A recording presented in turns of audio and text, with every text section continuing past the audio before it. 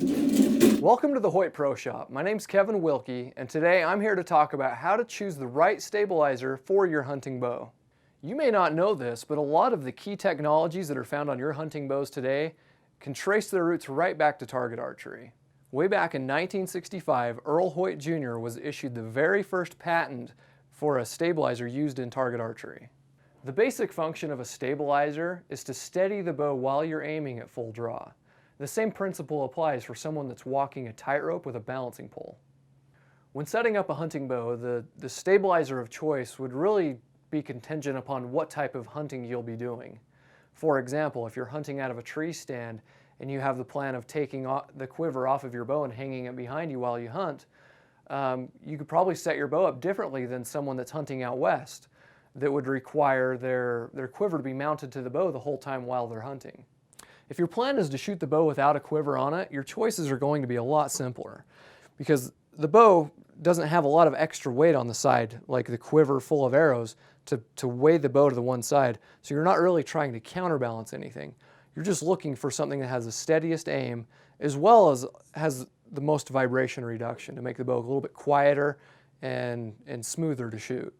So when I'm choosing which stabilizer to put on my hunting bow, I've already determined how I'm going to be hunting and how the bow will be set up, but I like to take a few shots out of the bow without any stabilizer whatsoever. That way you really can see and feel the difference between having one on and having one without.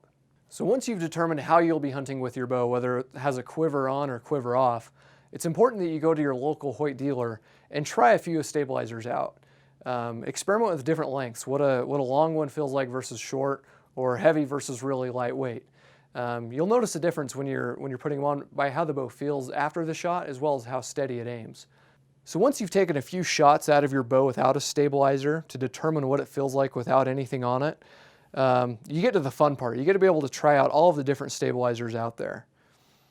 Starting with the Fuse Flex Blade, this is a really cool stabilizer. It's really lightweight, it's very affordable, it does a great job of getting rid of some excess noise and vibration.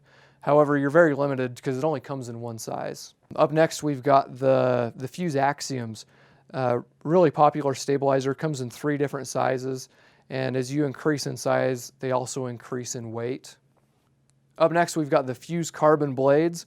Really cool stabilizers. They work really well in the wind with their aerodynamic shape. And another really cool feature is they only flex in 2 directions, up and down. And it puts the flex pattern in the same linear path as the way your bow flexes, the same direction as the limbs are going. Similar to the carbon blade, we've got the Hoyt Carbon Edge. Features a lot of the same technologies and features as the carbon blades. They also have these shock rods. They work really well for taking out the high frequency vibration, where you've got the center doinker to be able to take out a lot of the extra vibration. And they're available in 2 sizes, a 6.5 inch and an 8.5 inch. So depending on kind of what you're requiring as far as length and weight, you're pretty well covered with all of these hunting stabilizer features. For a lot of archers that are looking to take some longer shots, whether they're shooting in 3D or you're hunting out west where you'd have a longer shot than what you'd typically get out of a tree stand, are leaning more towards a target-styled stabilizer system. These Fuse Carbon Blades, we've got the Bowhunter Freestyle, which add a lot of weight. You can get all these disc weights in different sizes, and also you can get the Fuse Carbon Blades that are adjustable in 1 ounce increments. So if you're really looking to customize your setup, you'd probably want to lean more towards the target-styled stabilizers because, like I said, you can get them in different lengths, and also you can increase the weights very easily with just 1 ounce at a time. Like I mentioned before, you'll want to make sure that you're shooting the bow the same way that you'll be hunting with it when choosing your stabilizers. As you'll notice here, I have a 6-arrow quiver, but I only have 5 arrows in it. That is exactly how the bow will be weighted when I'm taking that first shot while hunting. So one thing that I like to do to determine if I'm going to need any additional counterbalancing is I'll draw the bow back and I'll close my eyes and I'll pretend that I'm aiming at the spot, and then I'll open up my eyes and I'll see if the bow is drifted to one side or the other. And you want to perform this test a few different times.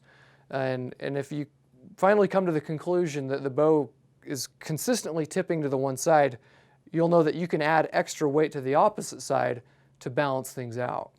So there are quite a few options of ways to counterbalance the bow. On this particular setup, we've used a scaled down target setup. We're running a longer stabilizer out the front with less weight, and then out the back we're running a shorter stabilizer with a few extra weights. A lot of guys are finding that running about a 3-to-1 ratio or 4-to-1 ratio, being a little bit heavier in the back than you are out the front, really gives the bow a steady aim. And these V-bars are adjustable. You can slide them in and out to really fine-tune how that bow aims and balances for you. The one drawback to this style of setup is it does get pretty cumbersome. So if you're in a ground blind where this stuff might get hung up or in the way, you'd want to look at some other options.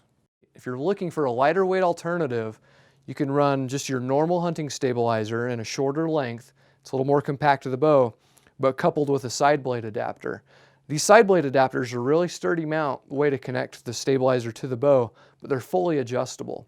So if you're noticing that the bow is continually canting to one side while you're aiming, you can simply offset the stabilizer. It doesn't add any extra weight, it just balances out the bow a little bit more. As you can tell, there are a lot of different options. The key is to go to your local Hoyt dealer, try a lot of the different stabilizers out, and keep in mind what works for one guy might not necessarily work for you, and you may be surprised on what you end up shooting with.